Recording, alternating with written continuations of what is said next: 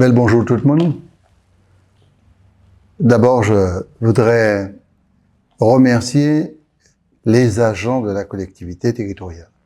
Nous sommes entre 4300 et 4500 et nous avons des collègues qui travaillent dans les satellites, c'est autour de 1500 personnes. Nous constituons une vraie famille professionnelle. Et je voudrais vous dire que malgré les difficultés, malgré les moments difficiles, vous faites preuve au quotidien de mobilisation, d'activité de travail. Parce que sans des agents très déterminés et surtout qui dans leur travail expriment au quotidien leur conscience, les élus ne peuvent pas avancer. Nous sommes liés dans un destin d'une durée donnée qui est liée au mandat. Et je considère vraiment que malgré les difficultés de fusion de l'ancien département et de l'ancienne région, petit à petit, nous sommes en train de conquérir des espaces d'optimisation et de performance. Cette fusion n'a pas été facile, ça a été très compliqué sur tous les plans, sur le plan humain, sur le plan technique, sur le plan financier, sur le plan de l'immobilier, mais nous avons assumé. Et avec vous, à travers les états généraux qui ont eu lieu, on a défini toute une série de performances avec des propositions venant de vous, de performances à atteindre pour le mieux-être des salariés et l'organisation de notre collectivité territoriale.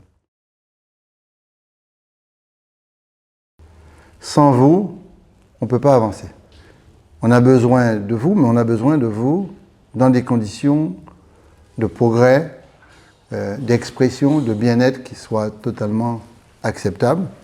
C'est dans ce cadre-là, nous sommes extrêmement vigilants à la collectivité territoriale pour votre bien-être, votre carrière, le lieu de travail, votre famille.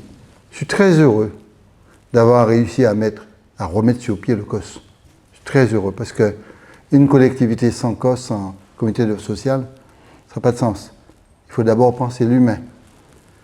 Bien sûr, l'année 2024 nous a permis cette fameuse réorganisation que nous avons enclenchée avec notre organigramme, nouvel organigramme. À ce titre-là, je voudrais souligner la performance puisque nous avons organisé près de 183 jurys pour pouvoir sélectionner des personnes qui souhaitaient exercer la mobilité. C'est une performance, c'est plus de 300 personnes qui sont déjà repositionnées. C'est vital pour la carrière de quelqu'un de ne pas être que dans une fonction, de pouvoir aussi s'exprimer très différemment. Nous avons aussi fait des avancées en termes de connaissances, l'annuaire électronique, sortir bientôt, à l'ORH pour connaître directement, avoir les informations, à l'ODSI pour les pannes que vous pouvez avoir, le service facturier qui va se mettre en place entre la collectivité et la PERI, l'amélioration de la chaîne de commande, et l'amélioration de la chaîne de paiement, la transversalité de l'activité du travail, un chantier immobilier qui pourrait nous permettre de travailler dans des conditions modernes et pas avec la pluie, la moisissure dans son dos. Je pense très honnêtement que nous avons franchi des étapes, mais il nous reste énormément à faire. C'est pour ça que je compte sur vous et je compte sur l'ensemble des salariés pour que nos administrés soient satisfaits de nous. Alors là, vous me posez une question qui m'oblige de dévoiler mes secrets. Bon, écoutez,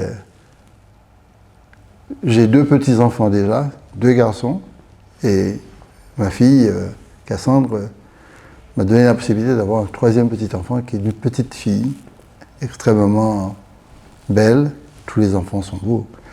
Et je suis très heureux et très ému. Nous devons, les salariés de la collectivité et les élus, prendre conscience et continuer à prendre conscience que le contexte est très difficile et très compliqué. Ça, c'est vis-à-vis de la population, il faut avoir le courage de le dire et de mettre en place des dispositifs qui nous permettent de répondre à leurs attentes, de préserver la stabilité budgétaire et financière de la collectivité et en même temps penser à l'avenir.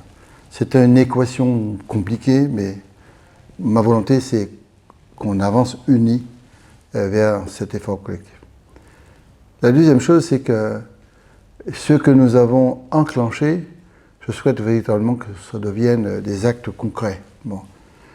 Le programme de titularisation, c'est très important pour nous et pour les salariés.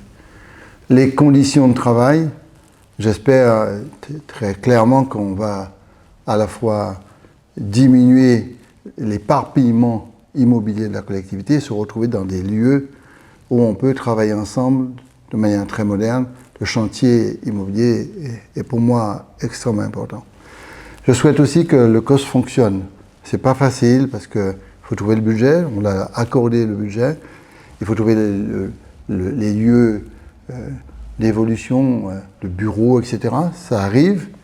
Et puis nous avons bien sûr à répondre aux exigences qui sont extrêmement compliquées, à la fois des procédures, puisque nous avons mis en place des procédures, parce qu'il y a une attente en face de nous, légitime, c'est la population, pour qu'on ait des réponses rapides, des instructions de dossiers rapides, tant sur les fonds européens, comme les aides sociales, comme tout ce qui tourne autour des bourses, et des aides aux associations, les aides aux acteurs économiques. Et on doit chercher, bien sûr, à innover pour permettre de porter l'économie et de soutenir dans des conditions acceptables.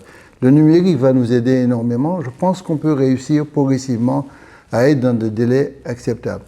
Donc 2025, c'est la poursuite des activités que nous avons engagées, mais surtout tourner autour du bien-être des salariés.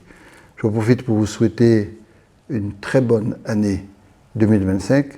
Pensez à votre santé, à votre famille, à vos familles.